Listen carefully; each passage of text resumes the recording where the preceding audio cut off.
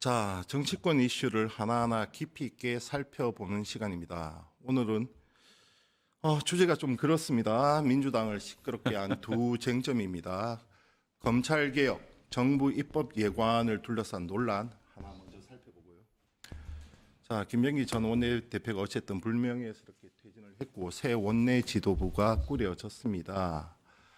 지금 수습 과정에 들어섰는데 이러한 전열 재정비까지 한번 살펴보도록 하겠습니다. 자, 두 분과 함께 인사 나누겠습니다. 이기현 의원 그리고 장철민 의원 나오셨습니다. 네, 안녕하세요. 네, 반갑습니다. 네. 두 분 다 어제 총 참석하셨죠? 네, 했습니다. 자, 그리고 새벽까지 이어진 국민의힘 필리버스터는 보셨나요? 예, 저는 아침 당번, 새벽 당번이어서 새벽 당번 쓰고 바로 여기로 왔어요. 아니 그 페이스북에 올린 사진을 봤는데 반대 토론을 하면서 휑하더라고요. 아무도 없더라고요. 근데 계속 지금 그 상태가 한 분 있다가 또 없다가 그래도 저희는 그래도 기본적으로 상임위별로 당번을 정해서 나오는데 저쪽도 당번이 분명히 있을 텐데 집중도가 떨어지는 것인지 아니면 자기들 스스로도 좀 무한한 것인지 잘 안 들어오더라고요. 다행히 저는 이번에는 당번이 아니었어요. 근데 뭐 국민의힘 필리버스터는 아니고 지금 천하람 의원이 계속 하고 있는 거 아니었나요? 네, 네. 천하람 의원이 하고 있습니다. 자, 오늘은 이 2차 종합특검이 통과가 됩니까? 어떻습니까? 통과되죠. 네. 지금 본회의가 몇 시에 예정돼 있습니까? 본회의는 2시인데요. 아, 뭐 계속 이어지는 거니까 지금 어제 저희가 3시 조금 넘어서 이 필버가 들어갔기 때문에 3시 40분인가? 네, 네, 그래서 그쯤 시작했습니다. 아마 3시 반 40분이면 40분에 정확하게 네. 이제 끊어집니다. 자, 장 의원님. 네. 어제 좀 깜짝 놀란 장면이 있었는데 천하람 원내대표, 개혁신당 원내대표가 필버 첫 주자로 나왔단 말이죠. 네. 이걸 두고 지금 해석들이 분분해요. 지방선거를 염두에 두고 국민의힘과 개혁신당, 다시 말하면 장동혁과 이준석이 손을 잡냐. 지금 이런 얘기까지 나오고 있어. 어떻게 보십니까? 저희가 흔히 뭐 범여권, 범야권 뭐 이런 식으로 약간 나눌 때도 네네. 있긴 한데 지금 무슨 정책적이나 전략적인 어젠다 의제에 관련돼서는 뭐 같이 할 수도 있고 따로 할 수도 있는 거죠. 저희도 진보 정당 계열들과는 여러 가지 이슈에 대해서 뭐 이번 특검 문제도 마찬가지고요. 특히 뭐 검찰 개혁 이슈도 마찬가지고 저희가 비슷한 종류의 정책에 대한 방향성을 가지고 있는 부분들에 대해서는 연대했다가 조금 뭐 토론도 이루어지고 이런 경우가 되게 많지 않습니다. 근데 선거연대라고 하는 거는 훨씬 더 복잡한 방정식이라서 네네. 뭐 물론 이제 이런 어떤 그 정책적인 연대 과정들을 거치다 보면 선거 과정에서도 조금 더 뭔가 기회를 만들 수 있거나 그렇기는 하지만 제가 보기에는 개혁신당이 구체적으로 지방선거 전략 같은 것들을 수립하기가 그렇게 녹록한 사항은 아니기 때문에 뭐 바로 무슨 선거연대로 이루어질 거다. 뭐 그게 지방선거에 뭐 특히나 전국적으로 거의 모든 지역에 영향을 미칠 거다. 뭐 그렇게 보는 것은 사실 뭐 이미 너무 앞서 나간 게 아닌가라는 판단이 들고 뭐 특정 사안들에 대해서는 뭐 당연히 여러 이제 판단을 할 수가 있는 거죠. 개혁신당 같은 경우에는 가끔은 저희 민주당에서 네네. 추진하고 있는 것들에 오히려 보조를 맞추는 경우들도 꽤 많기 때문에 그렇다고 민주당하고 선거연대하는 거 아니야라고 보시지는 않잖아요. 이준석 대표 입장에서는 장동혁 대표는 손을 잡을 수 없는 상대 아닙니까?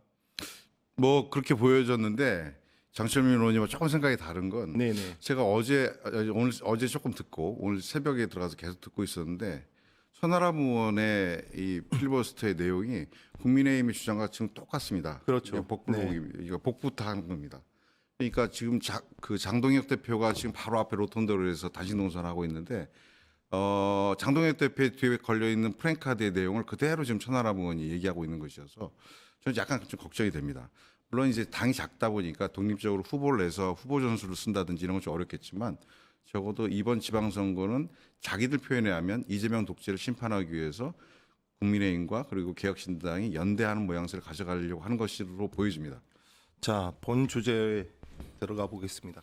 어제 의총에 두 분 다 들어가셨고, 네. 자, 의총에서 검찰 개혁안 관련해서 얘기들이 좀 나왔습니까?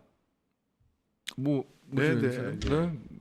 나왔죠. 네, 어제 그 총리실에서 준비한 내용이 언론에 막 보도가 됐었는데 추진단에서 나왔던 단장님과 부단장님이 직접 오셔서 의원들에게 좀 세세히 보고하는 내용이었고요. 토론이 이루어지기는 좀 시간이 부족해서 그 토론은 뭐 20일 날 저희가 국민 토론회를 겸한 정책의총으로 진행을 할 겁니다. 장시간. 그때 좀 토론이 진행될 것 같고 어제는 주로 조문에 대한 질의응답이 좀 많았던 것으로 그렇게 기억합니다. 자, 언론을 통해서 보도된 내용만 보더라도 지금 정부의 입법 예고안에 대해서는 민주당 의원들 대다수가 지금 반대하는 것 같은데 맞나요? 네. 어제 뭐 종합적인 토론이 이루어지지는 않았지만 수사 기소 분리라는 대원칙에 대한 강조하는 의원들의 분위기가 있었고요. 또 정부에서 만든 안이 수사 기소 분리라는 대원칙에 부합하는 것인지에 대한 질문이 첫 번째 있었고 새로 만들어지는 중수청의 구조 그리고 인원 체계 또 그 안에 들어보는 사법수사관과 전문수사관의 관계 설정의 문제 그래서 공소청이 만들어지면 공소청과 중수청이 또 행안부와 법무부의 소관은 다른데도 불구하고 검사들이 같이 나누어 근무하게 되는 형태로 가면서 두 조직이 서로 조응하는 것이 아니냐라고 하는 우려 등 여러 가지 질문들이 좀 있었습니다. 자, 장 의원님. 네. 지금 공소청, 중수청 설치 법안만 가지고도 이렇게 뜨거워요. 지금 자문위원 6분은 동반 사퇴를 했고 이건 제2의 검찰이다. 이렇게까지 지적을 했고 여러 가지 문제점들 방금 지적하신 부분이 있는데 정작 제일 뜨거웠던 쟁점이 보안수사권 지금 논의조차 되지 않은 상황입니다. 보안수사권에 대한 민주당 내는 좀 이거는 좀 갈래들이 보이는데 어떻게 봐야 됩니까? 저는 오히려 지금 중수청 이슈보다 보안수사권 문제가 별로 안 갈라져 있는 것 같습니다. 아. 당에서는 보안수사권은 없애야 된다. 네네네. 이제 뭐 어떻게 보면 기소만 담당해야 되는 완전한 이제 수사권 기소권 분리를 위해서 만들어지는 공소청의 경우에는 분명하게 이 직접 수사는 하지 못하게 해야 된다라는 의지가 저는 거의 합의가 돼 있는 것 같습니다. 컨센서스가 있고 그렇기 때문에 보안수사권에 대해서 왜 이번에 빨리 정리하지 않냐라는 네네. 쪽으로 사실 당내 의견은 훨씬 모아져 있는 느낌이고요. 네네. 오히려 뭐 지금 그건 또 미뤄져 있기 때문에 그래서 사실은 이제 어저께 의총에서 질문도 더 많고 아마도 다음 주 20일 날도 훨씬 더 많이 이야기가 나올 것 같은 게 이 중수청 내에서 이원화 문제 이 수사관과 사법관의 이원화 문제에 대해서 저희가 훨씬 질문도 많이 하고 의견도 많이 갖게 되어 있는 거죠. 근데 제가 보기에는 그것도 사실 이원화를 유지해야 된다는 분들이 그렇게 많지는 않아요. 거의 못 들어봤습니다. 그러니까 대부분의 경우에는 그냥 다 수사관으로 하고 네네. 그 안에서 그게 뭐 검찰 출신이든 경찰 출신이든 아니면 다른 외부직이든 뭐 예를 들면 지금 또 AI 전환 시대인데 AI 전문가든 뭐 이게 다양하게 할 수 있는 거잖아요. 그러니까 그거는 진짜 수사관으로 단일화를 해서 그 다음에 시대 상황에 따라서 수사 역량 강화의 어떤 정책적인 목표에 따라서 다양하게 유지해 가는 게 맞는데 굳이 왜 저걸 나눠서 네네. 지금의 검찰처럼 뭐 운영하려고 하느냐에 대한 걱정과 우려가 굉장히 많은 거죠. 그래서 뭐 이 아까 자막에 나뉘어진 여라고 나오는데 제가 보기엔 그렇게 나뉘어져 있지도 않습니다. 거의 대부분은 그렇게 이원 구조로 가게 되면 훨씬 더 큰 문제를 가지고 있다고 생각하시는 것 같습니다. 자, 의원님. 청와대에서 일한 경험이 있으시죠? 민정에서 일하셨죠? 네. 자, 그러면 보안 수사 요구권은 어떻습니까? 뭐 장철민은 얘기하셨지만 보안수사 요구권은 기본적으로 수사권으로 전형될 수밖에 없습니다. 네네. 그래서 기소청에서 보안수사권을 갖는다는 것 자체는 당내에서 좀 동의가 어렵고요. 그래서 가장 핵심이고 특히 검찰 출신 의원들의 입장에서 보면 그래도 대부분의 검사들이 기소청에 공소청에 남을 것이기 때문에 전문 수사 역량이 갖고 있는 문제의식, 그 사람들 역량을 활용하게 해줘야 된다. 그것이 수사기관에서 잘못된 수사가 됐을 때 일정하게 바로잡을 수 있는 안전장치 정도 있어야 되는 거 아니냐라고 문제의식을 갖고 있습니다. 그렇게 주장하시는 의원님도 계신데 전반적인 의견은 이번에 검찰개혁을 하는 과정에서 보면 이렇게 일정한 여지라도 공소청에 남겨뒀을 때 검찰개혁의 큰 대의가 깨질 수 있기 때문에 이번에 좀 수사의 기능에서 보완적 기능을 더 강화하더라도 공소청에는 수사권을 줘서는 안 된다라고 하는 의원들의 전체적인 의견은 있다. 아까 장철민 의원 말씀하신 내용은 거기까지는 맞는 것 같고요. 다만 이제 만들어질 중수청과 그리고 경찰이 가지고 있는 국수본부의 역할 조정의 문제. 그러니까 크게 보면 국가수사 역량이 두 개로 나눠지는 것이거든요. 네네. 주요 수사를 하는 중수청. 그렇죠. 그리고 이외의 수사를 지금도 뭐 대부분 다 국수본에서 하고 있습니다만 국수본부의 수사 역량이 서로 충돌하거나 또 서로 역량이 수사 역량이 또 저하될 수 있는 여러 가지 여지들을 좀 막아보자라는 것이 지금 검찰 개혁에 있어서 저희들이 해결해야 할 과제. 또 20일 토론회에서 이 중수청 관련된 논란들이 좀 클 것이다 이렇게 좀 생각이 됩니다. 국수본에 대한 지휘권은 어떻습니까? 대통령이 국무회의에서 지적도 했는데요. 이게 수사기관이 갖고 있는 일정한 특성입니다. 예전에 검찰도 대통령도 대통령의 지휘를 받는 민정수석실도 개별 사건에 대한 수사 지휘를 하지 않습니다. 보고도 받지 않습니다. 그것은 지금 이재명 정부도 계속 지켜오고 있는 큰 원칙인데 그러다 보니까 국가수사본부가 만들어질 때 처음에 문재인 정부 때 만들어졌는데 그 당시에도 대통령실은 물론이거니와 인사권을 가지고 있는 경찰청장에게도 보고하지 않습니다. 굉장히 독립적 구조로 만들어 왔습니다. 그것이 국민 정서에 또 부합하는 측면이 있습니다. 수사의 권력이 개입하면 안 된다라고 하는 국민적 공감이 있기 때문에 그 부분들이 계속 유지되고 있는데 다만 수사를 진행하는 과정에서 수사기구의 판단이 왜곡되거나 정치적으로 오염됐을 때 이것을 제어할 만한 견제 장치를 만들어야 된다. 이것은 수사기관끼리의 견제를 통해서 해야 된다. 그래서 지금 크게 보면 대부분의 수사를 담당하고 있는 국수본, 그다음에 문재인 정부 때 만들었던 공수처, 그리고 지금 새롭게 신설할 중수청, 이 3자가 서로 수사 관할 관련돼서 경쟁도 있을 수 있지만 서로 상호 견제가 필요하고 이것에 대한 일정한 견제를 또 공소청이 해야 되는 거 아니냐는 의견이 일부 있는 것입니다. 저는 근데 이 부분에 대한 의견은 이제 당에서는 제척됐다고 보여지고요. 이 새 수사기관 그리고 이 새 수사기관 이외에 언론과 그리고 시민사회의 역할도 일정하게 있어야 된다. 저는 그렇게 개인적으로 생각합니다. 그럼에도 불구하고 선출된 문민의 통제가 좀 있어야 되지 않냐 이런 목소리도 있는데요. 물론요. 사람이 통제하거나 정권이 통제하지 않지만 민주주의 시스템이 통제하기는 하는 거죠. 그러니까 네네. 저희가 제도 설계를 하고 목적을 분명하게 할 때, 그러니까 그런 거잖아요. 지금 보안 수사권 요구 같은 것도 핵심은 원래는 검찰이든 다 뭔가 꼬린시켜라. 뭐 수사를 시작하면 무조건 집어넣어라. 약간 이런 방식의 우리의 개념을 가지고 있으니까 그럼 공소청도 가져야 되는 거 아니야? 근데 우리가 이런 어떤 그 형사제도의 시스템적인 통제라고 생각하면 보안 수사 요구를 해야 되는 게 아니라 원래 검사가 기본적으로 가지고 있는 건 국민에 대한 인권의 보호의 목적이 원래 본질적인 측면인 거잖아요.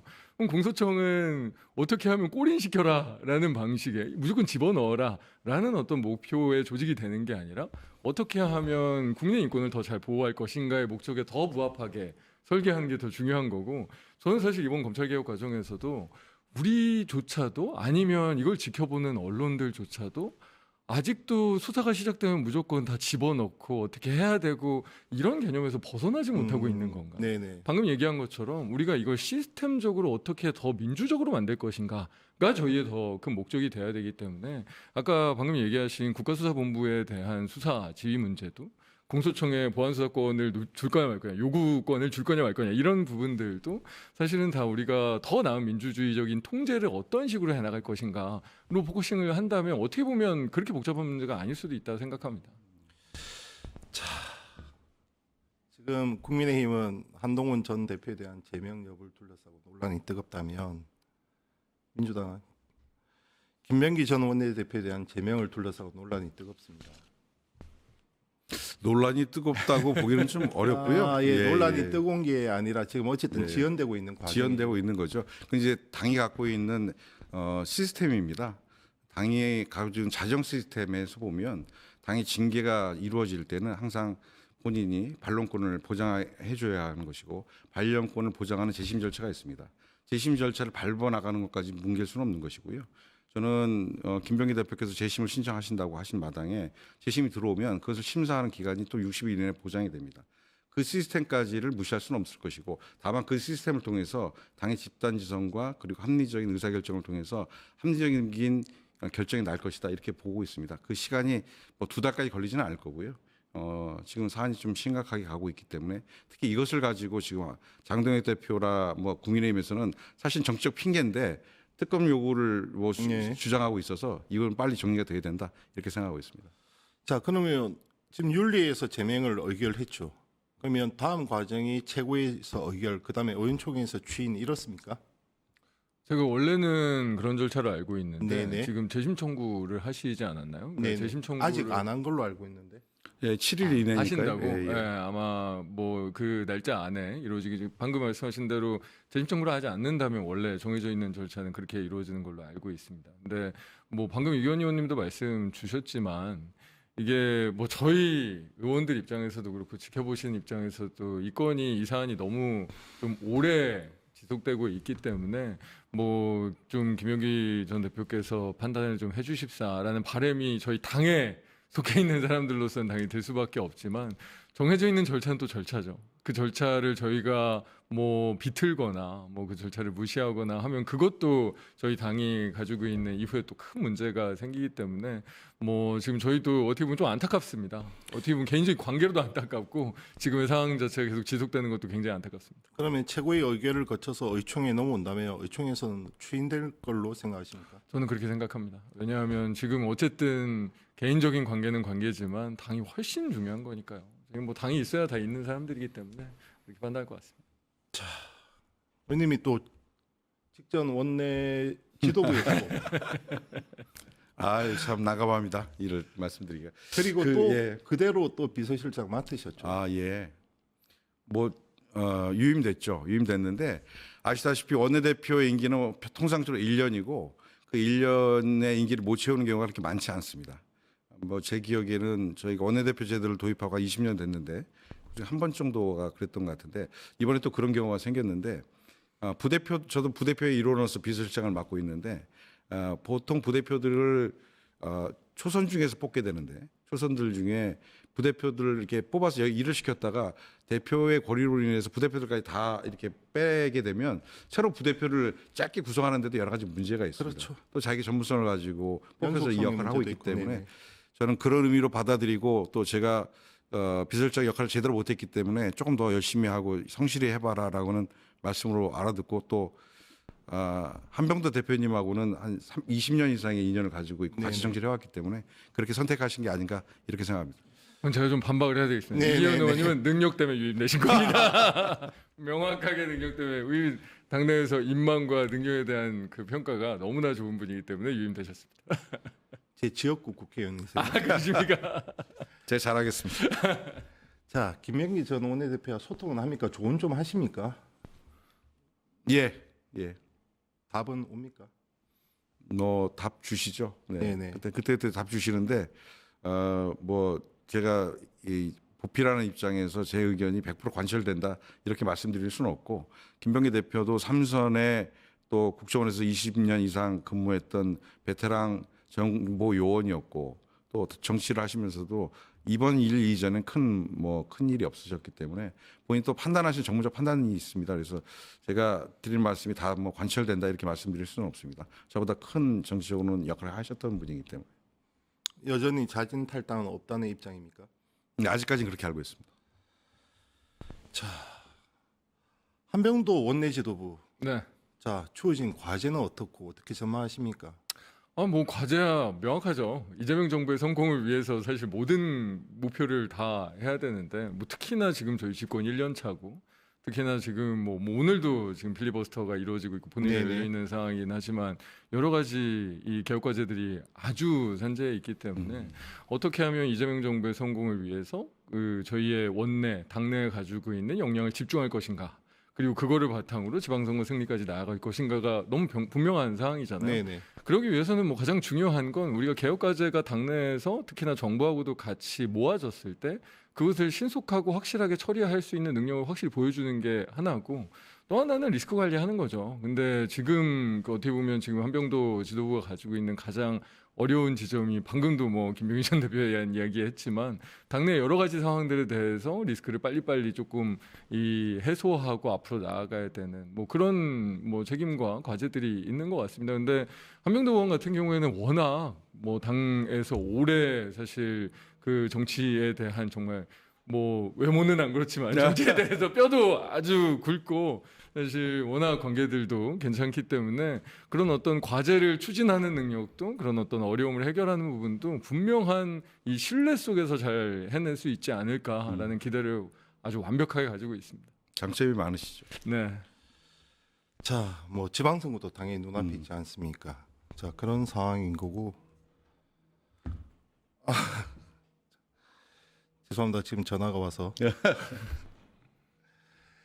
자, 지금 두 분께 한번 공통적으로 한번 질을 던져볼게요. 당청 간의 갈등이 있습니까? 제가 먼저 말씀드려야 되나요? 이게 어려운 부분인데. 있을 리가 있어요? 당과 청와대는 갈등이 이론적으로는 없어야죠. 하지만 이론이 있을 수 있습니다. 왜냐하면 처해 있는 위치가 다르거든요. 행정부를 이끌어가는 행정부의 수장으로서 대통령의 입장과 그리고 국회를 선도해 가야 할, 끌어가야 할 여당으로서의 입장이 또 조금씩 충돌할 수는 있습니다. 그렇지만 항상 그것은 조율을 통해서 조정되어 왔고 그렇게 해 가고 있습니다. 역대 정권에서도 보면 일정한 갈등도 있었지만 조정이 되고 했던 것이고요. 지금은 저는 예전 제가 김대중 대통령 시절서부터 일해왔었는데 그때에 비하면 그때는 총재 시절이었어요. 지금보다 훨씬 더 강력한 지도력을 가지고 있었던 시절인데 그때도 갈등은 있었지만 어떻게든 수렴되어 왔고 지금 최근에 이재명 대통령 출범하고 나서 저희 문재인 대통령 시절에 제가 청와대 5년 있었습니다만 그때에 비해서는 더욱더 활발한 소통을 해가고 있다. 조정되어 가고 있다라고 좀 생각합니다. 그러니까 갈등이 있는 게 아니라 약간 이견이나 입장이 있을 수 있는 거죠. 이견이야 네, 뭐 당연히 있을 수 그러니까. 있고 근데 조율하는 과정은 그것이 갈등까지 가는 상황은 전혀 아직은 그렇죠. 아니고요. 그냥 물론 이제 개별 사안에 대해서는 방금 이 의원님 말씀하신 대로 입장들도 조금 다르고 당연히 좀 추구하는 바가 당과 뭐 청와대와 정부와 다 당연히 다를 수밖에 없습니다. 그래서 그것들을 조율해 나가기 위해서 저희가 고위당 정도 하는 거고 여러 이 당정협의 시스템들이 갖고 있는 거 아니겠습니까? 자, 그런데 의원님께는 그 시스템이 잘 돌아가고 있냐라고 하면 잘 돌아가고 있다라고 말씀드릴 수 있겠습니다.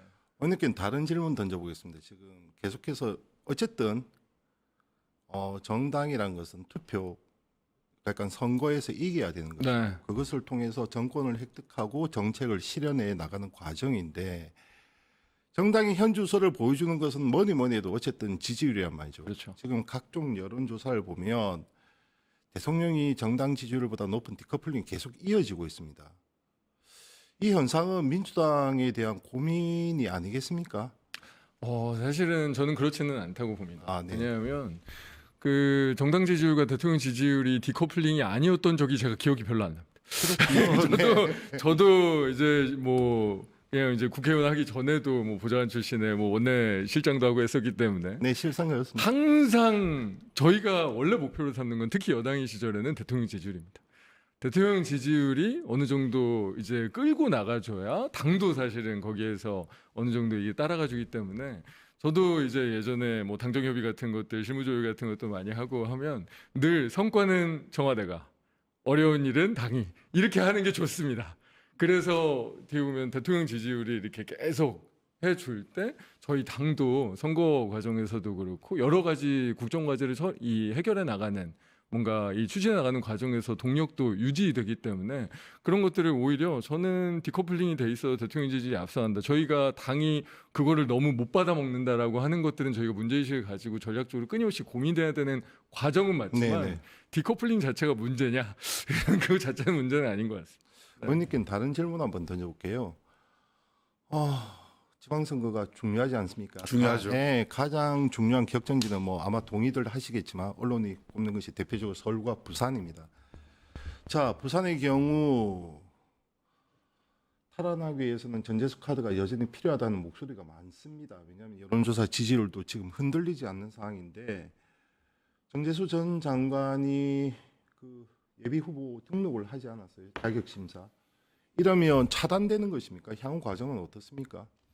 아니 예비후보 등록은 또 현역 국회의원이시기 때문에 조금 늦게 해도 관계는 없습니다. 네네. 오히려 예비후보 등록을 하게 되면 여러 가지 제약을 받게 되기 때문에 선거법상의 저촉에 여러 가지 기준에 들어가기 때문에 현역 의원들 같으면 좀 늦게 하는 경우가 있어서요.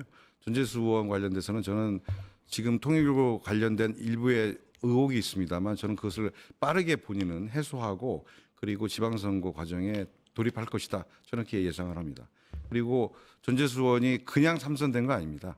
부산이라는 정말 어려운 지역에서 전재수만한 경쟁력을 가지고 있는 사람이 없고 본인이 또한 의정활동에서 보여준 본인 능력 또 해수부를 부산으로 내려가는 과정에서 보여줬던 속도감과 그 추진력 부산 분들께서 굉장히 높게 평가하고 계신 걸로 저는 알고 있습니다.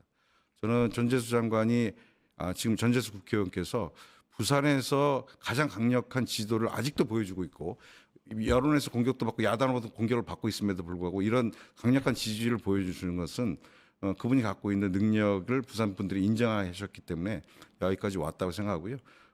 등록의 문제는 조금 뭐 나중에 하셔도 되고 또 본인이 좀 답답하시는 문제는 이런 겁니다.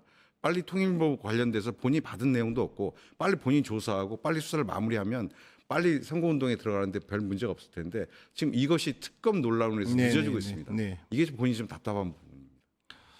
자, 의원님께는 구조적인 문제 마지막으로 한번 여쭤볼게요. 지금 문제가 되고 있는 김경시 의원의 공천원금, 자 이것은 지방선거 때란 말이죠. 지금 지방선거가 또 눈앞에 왔습니다. 지금 그 구조는 여전하단 말이죠. 지역위원장, 특히 현역이든 원내든 원외든 이러한 영향력에 대한 차단, 공천원금 이러한 논란은 재현되지 않겠습니까? 걱정이 큽니다. 저는 사실 그간 굉장히 많이 공천원금이든 이런 정치권의 부정부패 사안들이 많이 없어졌다라고 믿고 실제로 제가 느끼기에도 그래 네, 왔었거든요. 네, 네. 근데 그게 저희가 시스템적인 어떤 그 개혁이 그 중간에 엄청 많지는 않았었습니다. 그냥 사람이 바뀌고 저희 당이 점점 더 민주화가 되고 국민들의 그 정치 수준이 올라가면서 저희가 많이 깨끗해져 왔었거든요. 네네. 근데 저도 그래서 이번 사안에 굉장히 많이 놀랐는데 그래서 저희는 사실 이제는 이런 일은 없을 거야라는 믿음이 훨씬 더 네네. 많았었습니다. 그래서 이번에 시스템적으로나 제도적으로나 아니면 우리가 가지고 있는 개인적인 그 문화들도 이번을 계기로 저도 많이 반성하고 당 차원에서도 시스템적인 대안책들을 만들어 가야 될 것 같습니다. 근데 저도 어떻게 보면 반성하는 건 진짜 많이 깨끗해졌다는 믿음 속에서 우리가 이런 것들에 대한 더 많은 개선과 더 강한 무언가를 해야지라는 생각을 사실은 이번 일 전에는 별로 하지는 않았었습니다. 이미 완전히 없어진 줄 알았었거든요. 그래서 저희가 당에서도 뭐 저도 어떻게 보면 정치를 바꿔나가야 되는 젊은 정치인이기 때문에 더 많이 고민하고 답을 찾도록 하겠습니다. 실제 그렇습니까? 지역구 국회의원이 구의원, 시의원에 대한 막강한 영향력을 행사합니까?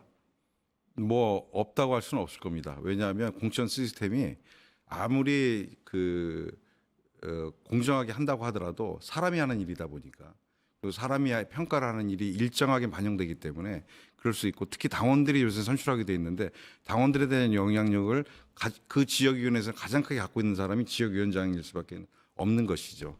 그래서 일정한 영향력인데 아까 장철민 의원 말씀하셨듯이 이것이 돈의 문제로 치환돼서 부정의 여지로 가는 것은 저도 이번에 좀 깜짝 놀랐고 사실은 노무현 대통령께서 선거공영제를 만들어내시면서 가장 크게 돈 없는 선거 그리고 깨끗한 선거의 시작하셨어요. 그게 벌써 25년 전입니다. 정확하게 24년 전인데 그렇게 돼서 거의 이것이 정착되어 왔고 저희 주변에는 공천 과정에서 적어도 돈 봉투는 없다라고 생각해 왔는데 지방공원까지 포함하면 4천여 명이 넘습니다. 선출직 공천. 네네네. 그러다 보니 일부에서 아직도 이런 아주 작은 부시들이 남아 있다. 그런데 이 작은 부시마저도 깨끗하게 정리해야 하는 것들이 저희 정치인들의 숙명이다 이렇게 생각합니다. 네, 지금까지 이기현, 장철민 민주당 두 분 의원과 함께했습니다. 두 분 감사합니다. 네, 고맙습니다. 감사합니다.